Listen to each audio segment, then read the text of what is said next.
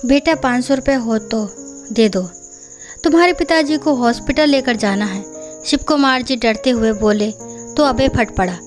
बाबूजी, आपकी इस 2 टके की मिठाई की दुकान से रुपयों की बरसात नहीं होती, और वैसे भी माँ को हुआ क्या है, हमेशा आप उन्हें हॉस्पिटल लेकर जाने की बात करते रहते हैं। शिव कुमार जी धीरे से बोले, बेटा मैं पिछले महीने से ही तुम्हारी माँ को हॉस्पिटल लेकर जाने की बात कर रहा हूँ, लेकिन तुमने रुपए दिए ही नहीं, तो मैं इसे हॉस्पिटल लेकर जाता कैसे। इसे कमजोरी महसूस होती है, चक्कर आते हैं। भगवान ना करे कोई बड़ी बात हो, लेकिन शुरुआत में ही दिखा लेना ठीक है ना। अभय जल्लाते हुए बोला, माँ दिन भर तो खाती ही रहती हैं, इतना ज़्यादा खाती हैं कि दिन में 5 बार टॉयलेट जाती हैं, तो फिर कमजोरी कैसे आ गई।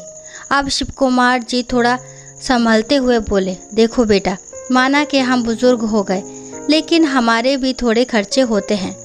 जब से मैंने दुकान पर बैठना बंद किया है, तब से तो तुमने मुझे रुपए देना ही बंद कर दिया है। अभय गुस्से में बोला, घर में खाने पीने की हर चीज़ तो मैं ही देता हूँ, तो आप लोगों को अलग से रुपए किस बात के चाहिए। माँ बिल्कुल स्वस्थ हैं, इन्हें किसी डॉक्टर से दिखाने की ज़रूरत नहीं है।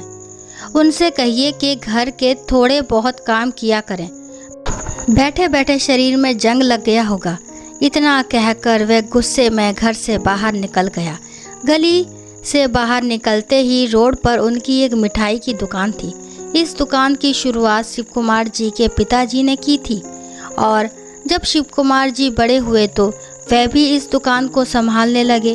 धीरे धीरे करके अब दुकान खूब अच्छे से चलने लगी थी, और शिव कुमार जी ने आधुनिक इंटीरियर करवाकर दुकान को स्टाइलिश लुक भी दे दिया था।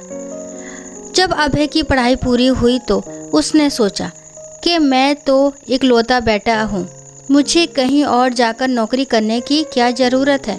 इसलिए वह भी मिठाई की दुकान पर ही बैठने लगा। धीरे धीरे जब उसने सब काम सीख लिया तो शिव कुमार जी बड़े खुश हुए कि उनका बेटा भी अब उनके काम को आगे बढ़ाने लायक हो गया है। इसी बीच उसके लिए सुजाता का रिश्ता आया तो उसकी शादी भी हो गई। सुजाता बहुत ही अच्छी लड़की थी और उसने घर को बड़े अच्छे से संभाल लिया था, लेकिन अभय थोड़ा लालची किस्म का इंसान था और वह हमेशा रुपए बचाने के चक्कर में लगा रहता था। राशन वगैरह तो वह भरवा देता था, लेकिन अलग से जब माता पिता रुपयों की मांग करते थे तो वह खिंच उठता था। घर में हर सुख सुविधाएं थी, लेकिन रुपए ना होने की वजह से शिव कुमार जी और उनकी पत्नी सावित्री जी के हाथ बंध गए थे। शिव कुमार जी शुरुआत से ही अपने और अपनी पत्नी के हर शौक को पूरा करते आए थे, लेकिन अब लग रहा था जैसे वे बुढ़ापे में अपने बेटे पर निर्भर हो गए हों, और बेटा भी अपना अकाउंट भरने के लिए उन्हें एक एक रुपए के लिए तरसाने लगा था।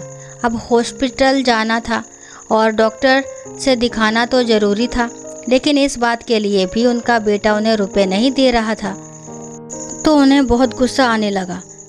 अभी वे गुस्से से भरे सोच रहे थे कि क्या करें, तभी सुजाता उनके पास आई और उनकी और 1000 रुपये बढ़ाते हुए बोली, बाबूजी ये रुपए रख लीजिए और माँ जी को अस्पताल लेकर जाइए।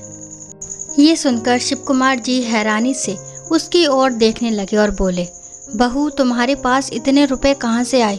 अभय को पता चलेगा तो वह गुस्सा करेगा। सुजाता धीरे से बोली, मैं जब पिछली बार मायके गई थी तो माँ ने मुझे कुछ रुपए दिए थे, उन्हीं रुपयों में से मैं आपको दे रही हूँ। वैसे भी अभय मुझे भी रुपए कहाँ देता है। कहते कहते उसका सर झुक गया तो शिव कुमार जी का मन भर आया कि बहू अपने पास से रुपए निकालकर उन्हें दे रही है, और वह बेटा जो उनकी ही दुकान को संभाल रहा है, उनकी ही वर्षों की मेहनत का फ़ायदा उठा रहा है, उन्हें पूछता भी नहीं है। उनकी आंखों में आंसू भर आए और उन्होंने प्यार से बहू के माथे पर हाथ धरते हुए कहा, जुग जुग जियो बेटा, तुम्हें जीवन की हर खुशी मिले। बहू को आशीर्वाद देने के बाद वह सोचने लगे कि अभय को भी सबक सिखाना ज़रूरी है। सब कुछ मेरा बनाया हुआ है और वह मुझे ही रुपए के लिए इस तरह तरसा रहा है। खैर, इस समय फ़िलहाल उन्हें पत्नी को डॉक्टर के पास लेकर जाना ज़्यादा ज़रूरी लगा, तो वे सावित्री जी को लेकर अस्पताल गए। डॉक्टर ने कुछ टेस्ट लिए और बताया कि सावित्री जी को खून की कमी है, साथ ही कैल्शियम और विटामिन डी भी काफ़ी कम था। तो दवाइयाँ शुरू हो गई।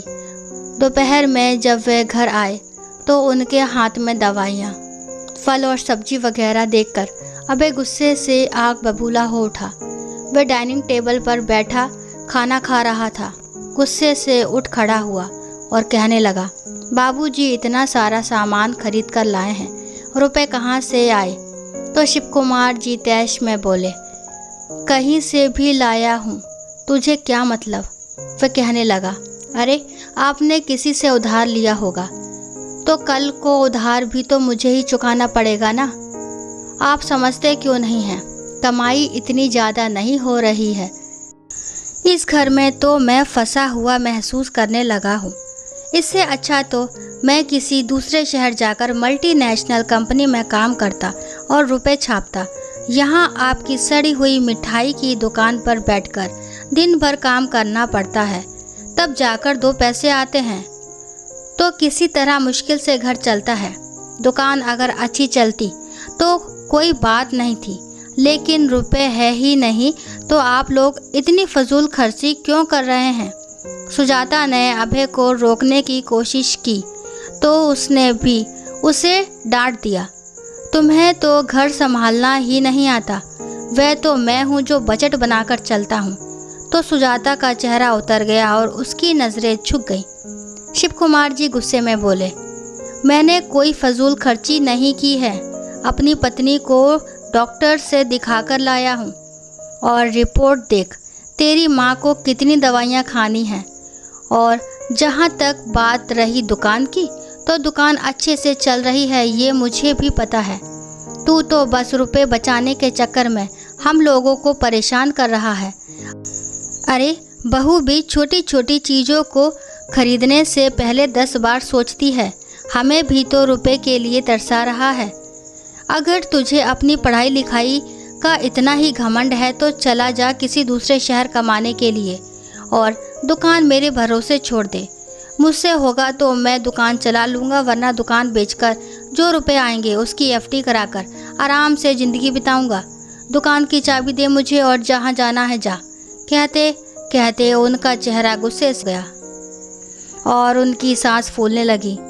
उन्हें इतने गुस्से में देखकर सावित्री जी समझाते हुए कहने लगी, आप इतना गुस्सा मत करिए जी।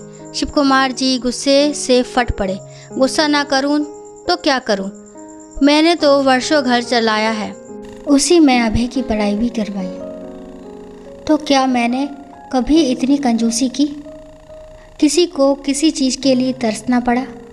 घर चलाना मुझे भी आता है, और आज ये लड़का मुझे फजूल खर्ची का पाठ समझा रहा है। शिव कुमार जी को इस रूप में देखकर अभय सन्न रह गया।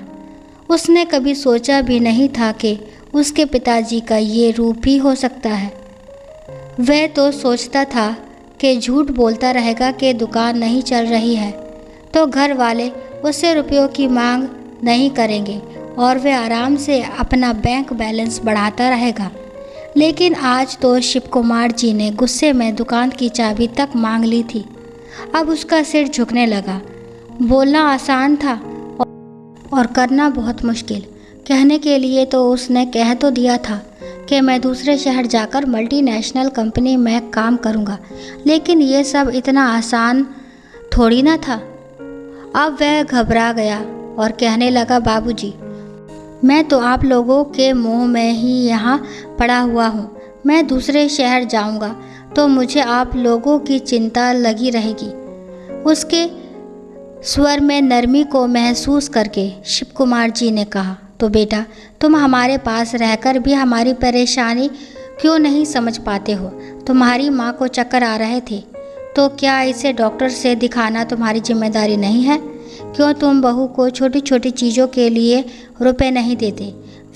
वे अपने हर शौक़ को मार कर रहती है। आखिर तुम किसके लिए कमा रहे हो? दुकान अच्छी चल रही है तो कम से कम घर वालों की ज़रूरत को तो पूरा करो। मुझे भी कोई शौक़ नहीं है तुमसे दुकान की चाबी लेने का, लेकिन अगर दुकान के इतना चलने के बावजूद हमें रुपयों के लिए तरसना पड़े तो फिर तुम्हारे कमाने का फ़ायदा ही क्या। अभय मन ही मन काफ़ी घबरा गया था कि अगर पिताजी ने दुकान बेच दी तो वह करेगा क्या। इसलिए उसने धीरे से कहा, ठीक है बाबूजी, आज से मैं हर महीने एक निश्चित रकम अलग से पहले ही निकाल दूंगा ताकि आप लोगों की ज़रूरतें पूरी हो सके। ये सुनकर वे खुश हो गए और कहने लगे, तो ठीक है, हम दोनों के लिए 5,000 काफ़ी होगा और तू बहू को भी अलग से 2,000 देगा ताकि वह भी अपनी ज़रूरतें पूरी कर सके। वह अपने हिस्से के रुपए बचाए या खर्च करे, ये उसकी मर्जी रहेगी। ये सुनकर सुजाता के चेहरे पर राहत की लहर दौड़ गई। अभय अब क्या कर सकता था। मजबूरी में उसने पिता की बात मान ली, वरना उसे डर लग रहा था कि कहीं दुकान से हाथ ना धोना पड़ जाए। दोस्तों, माता पिता ने पूरी उम्र मेहनत करके जो कुछ बनाया होता है, उसका असली हकदार केवल वही नहीं होता जो उस पर कब्जा कर ले। संतान अगर बुजुर्ग माता पिता को रुपयों के लिए तरसाए तो उसका धन और शिक्षा किसी काम की नहीं। घर का सुख संतुलन तभी बना रहता है जब बच्चों में कर्तव्य और जिम्मेदारी की भावना हो और वे अपने माता पिता और जीवन साथी की कद्र करें। अब आप बताइए, क्या अभय ने सही किया कि आखिरकार मान गया, या उसे शुरू से ही अपने माता पिता का ख्याल रखना चाहिए था। दोस्तों, आशा करती हूँ कहानी आपको पसंद आई होगी और लाइक शेयर ज़रूर करें और लास्ट तक कहानी को सुनने के लिए थैंक यू। राम राम, राधे राधे।